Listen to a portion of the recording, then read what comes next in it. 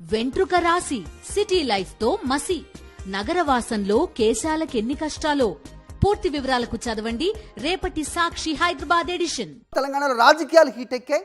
లగచర్లలో కలెక్టర్పై దాడి ఘటన అనంతరం కీలక పరిణామాలు చోటు చేసుకుంటున్నాయి. ఈ దాడి ఘటనలో ఇప్పటికే మాజీ ఎమ్మెల్యే నరేందర్ రెడ్డి అరెస్ట్ చేయగా అతన్ని కోర్టు రిమాండ్కు ఆదేశించింది. మరోవైపు రిమాండ్పేటలో బీఆర్ఎస్ వర్కింగ్ ప్రెసిడెంట్ కేటీఆర్ పేరు కూడా ప్రస్తావించడంతో ప్రస్తుతం సిచ్యువేషన్ హీట్ ఎక్కినట్టుగా మనకి కనిపిస్తోంది. దీనిపై అప్డేట్స్ మా కరెస్పాండెంట్ విక్రమ్ అడిగి తెలుసుకుందాం. విక్రమ్ చెప్పండి. సో నరేందర్ రెడ్డి రిమాండ్కి వెళ్ళిన తర్వాత ప్రస్తుతం ఛార్జ్షీట్లో కేటీఆర్ ప్రస్తావన రావటం, అలాగే బీఆర్ఎస్ కార్యకర్తలు అవ్వచ్చు, నేతలందరూ కేటీఆర్ నివాసం వద్ద అర్ధరాత్రి వరకు కూడా ఉండడం అవ్వచ్చు. ఏం జరుగుతోంది? కేటీఆర్ని అరెస్ట్ చేస్తారనేది కేవలం ఊహాగానేలేనా? ఆ దిశగా ఏమన్నా అడుగులు పడుతూ ఉన్నాయా? ఏం జరుగుతుంది? అప్డేట్ చెప్పండి.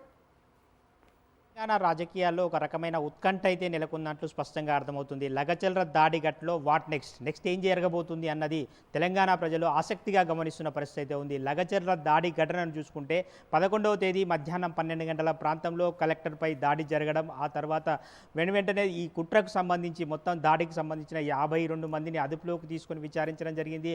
ఆ తర్వాత అందులో 47 మందిని పూర్తిగా నిందితులుగా పేర్కొనడం జరిగింది. అందులో A1గా నరేందర్ రెడ్డి పేరును, పట్నం నరేందర్ రెడ్డి పేరును, కొడంగల్ మాజీ ఎమ్మెల్యే పేరును ప్రస్తావించడం జరిగింది. అతన్ని అరెస్ట్ చేసి 14 రోజుల పాటు రిమాండ్ కూడా విధించడం జరిగింది.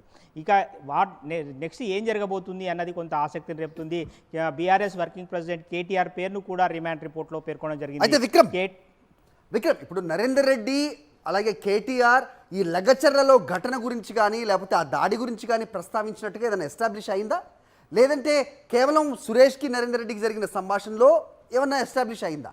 కేవలం అతనికి ఫోన్ సంభాషణలు ఉన్నాయి, ఫోన్ కాల్స్ ఉన్నాయనేది డైరెక్ట్గా రిమాండ్ చేయటం అనేది దాన్ని కూడా ప్రశ్నిస్తున్నారు బీఆర్ఎస్ నేతలు. ఏం చెప్తున్నారు పోలీసులు? ఏదైనా తేలిందా? ఏదైనా తేల్చారా అంటే ఏమంటారు?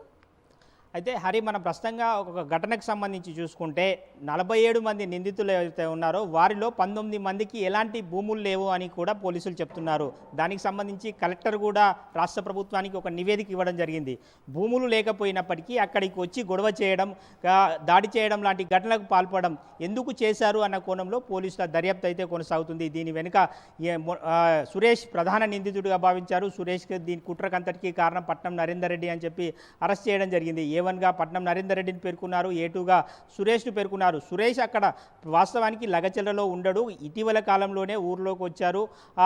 ఈ భూమి ఏదైతే భూసేకరణ ప్రక్రియ జరుగుతుందో ఫార్మా భూముల భూసేకరణ ప్రక్రియలో కూడా సురేష్ పేరు లేకపోవడం, ఆయనకు సంబంధించిన భూములు అందులో లేకపోవడంతో అయినప్పటికీ ఎందుకు అధికారుల మీద దాడి చేయాల్సి వచ్చింది అన్న కోణంలో పోలీసుల దర్యాప్తు అంతా కూడా కొనసాగింది. సురేష్ అదేవిధంగా నరేందర్ రెడ్డి నుంచి కేటీఆర్కు ఇలా ఫోన్ కాల్స్ కాల్ డేటా ఆధారంగానే వాళ్ళంతా కూడా దర్యాప్తు చేసినట్లు స్పష్టంగా అర్థమవుతుంది. నిన్న రాత్రంతా కూడా కేటీఆర్ను అరెస్ట్ చేస్తారనే ఒక రకమైన ప్రచారం అయితే జరిగింది. దీంతో బీఆర్ఎస్ శ్రేణులంతా కూడా కేటీఆర్ నివాసానికి వెళ్ళిన పరిస్థితి ఉంది. అయితే ఏం జరగబోతుంది నెక్స్ట్? కేటీఆర్ను రిమాండ్ రిపోర్ట్లో మాత్రం కేటీఆర్ పేరును ప్రస్తావించారు. ఇది కుట్రపూరితంగానే ముందస్తు వ్యూహం ప్రకారమే పక్కా ప్రణాళికతోనే అధికారులపై దాడి చేశారని చెప్పి పోలీసులు చెప్తున్న పరిస్థితి ఉంది.